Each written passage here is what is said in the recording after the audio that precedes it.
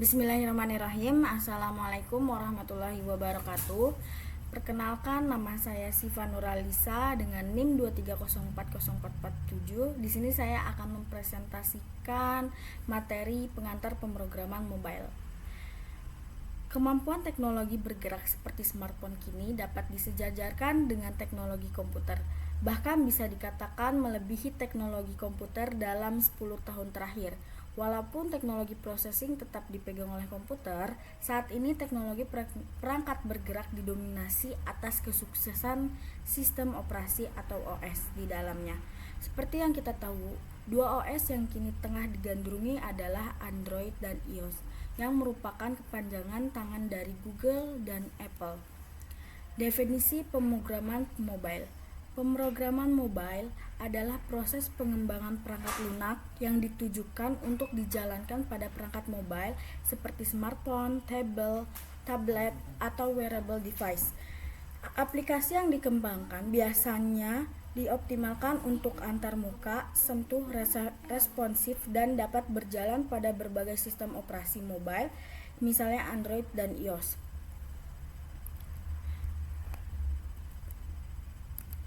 Ruang lingkup pemrograman mobile. Yang pertama ada jenis aplikasi. Terdapat berbagai jenis aplikasi mobile, mulai dari aplikasi utilitas, hiburan, e-commerce, hingga aplikasi enterprise. Yang kedua ada platform pengembangan. Yang pertama ada native. Native adalah aplikasi yang dikembangkan khusus untuk satu platform dengan menggunakan bahasa pemrograman dan SDK atau Software Development Kit. Yang misalnya ada Swift untuk iOS, Kotlin atau Java untuk Android. Yang kedua ada hybrid. Hybrid adalah aplikasi yang dikembangkan dengan satu basis kode untuk dijalankan di berbagai platform menggunakan framework seperti React Native, Flutter, atau Ionic. Keterbatasan dan tantangan. Pengembangan aplikasi mobile harus mempertimbangkan keterbatasan perangkat seperti memori, daya baterai, dan kemampuan hardware, serta perbedaan resolusi layar dan sistem operasi. Ada perbedaan antara pengembangan aplikasi mobile dan web. Yang pertama dari platform dan lingkungan. Aplikasi mobile berjalan di perangkat mobile dengan antarmuka sentuh. Kalau dari aplikasi web berjalan di browser. Yang kedua, perbedaannya ada interaksi pengguna. Dari aplikasi mobile menggunakan interaksi sentuh, gestur, dan notifikasi. Kalau dari web menggunakan interaksi klik, keyboard, dan juga mouse serta navigasi. Yang ketiga, perbedaannya ada di kinerja dan di optimasi. Dari perangkat mobile bergantung pada sumber daya perangkat sehingga pengoptimalan memori dan daya baterai. Yang kedua ada aplikasi web bergantung pada konektivitas internet serta kemampuan browser. Yang keempat, yang menjadi perbedaan antara pengembangan aplikasi mobile dan web ada di distribusi dan pembaruan. Dari aplikasi mobile melakukan App Store, Google Play, dan memerlukan proses review. Dari aplikasi web diakses langsung melalui URL dan pembaruan secara real time. Peran aplikasi mobile. Yang pertama ada dampak terhadap bisnis. Terhadap bisnis ini dibagi menjadi 3. Yang pertama ada transformasi model bisnis. Transformasi bisnis membuka peluang membuka peluang bagi perusahaan menyediakan layanan seperti e-commerce dan juga m-banking. Yang kedua meningkatkan keterlibatan pelanggan melalui fitur notifikasi, personalisasi, dan kemudahan akses. Yang ketiga ada analitik data. Pengumpulan data perilaku pengguna yang dapat dianalisis untuk strategi pemasaran dan pengembangan produk.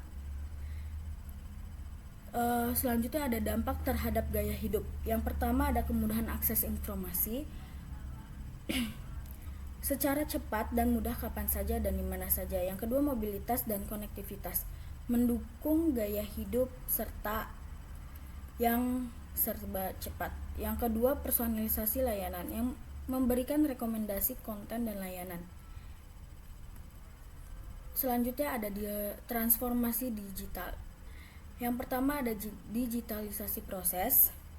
Kunci dalam mengubah proses bisnis tradisional menjadi digital mempermudah transaksi dan meningkatkan efisiensi operasional. Yang kedua, inovasi teknologi.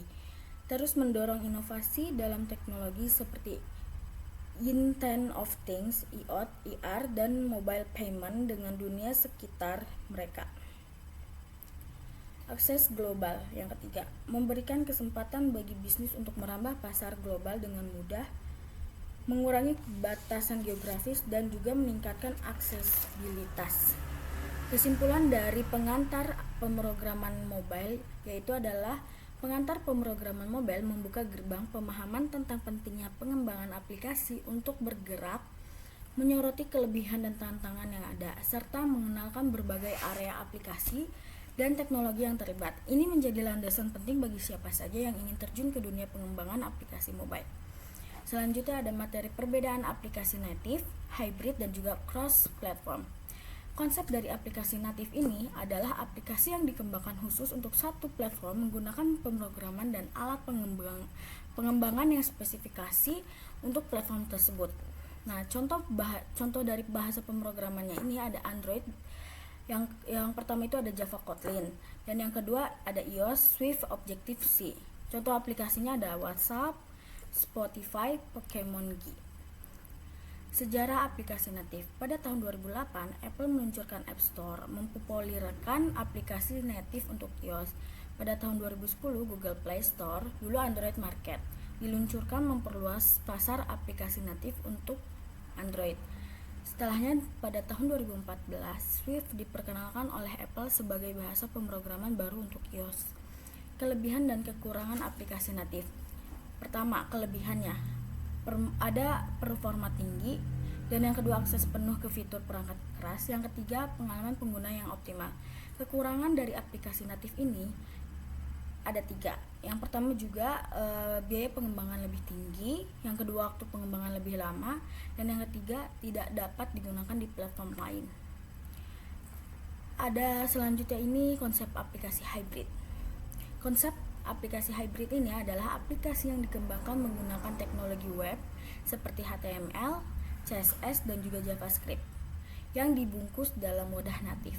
Contoh dari framework aplikasi hybrid ini ada Apache Cordova dan Ionic. Kalau dari contoh aplikasinya yaitu Instagram.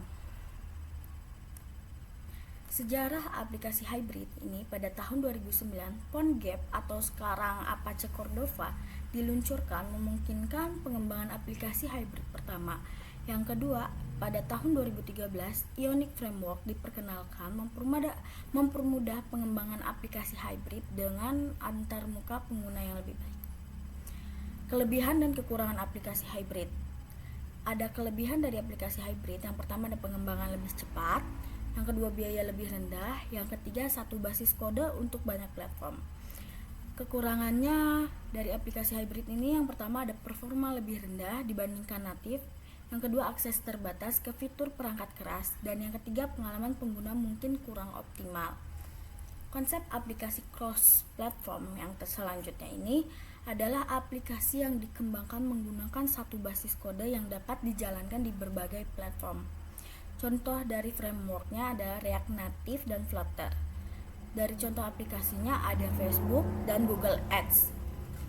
Sejarah aplikasi cross-platform ini pada tahun 2015, React Native diperkenalkan oleh Facebook, memungkinkan pengembangan aplikasi cross-platform dengan JavaScript. Dan pada tahun 2017, Google meluncurkan Flutter, framework cross-platform yang menggunakan bahasa pemrograman Dart. Kelebihan dan kekurangan aplikasi cross-platform yaitu dari kelebihannya ada pengembangan lebih efisien, dan yang kedua biaya lebih rendah, dan yang ketiga satu basis kode untuk banyak platform.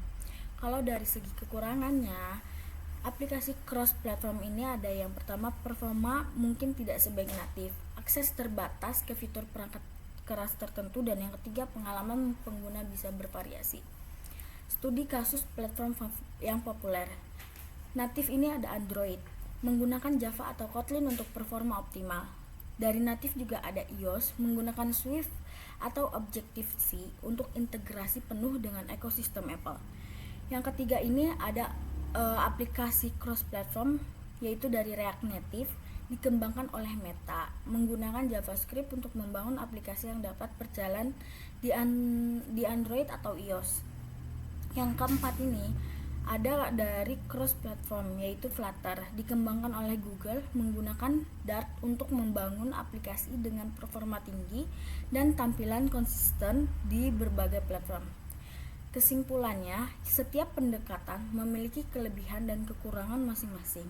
Pilihan terbaik tergantung pada kebutuhan proyek, anggaran, dan juga target pengguna. Baik, terima kasih atas presentasi yang sudah saya sampaikan. Wabillahi taufik wal hidayah. Wassalamualaikum warahmatullahi wabarakatuh.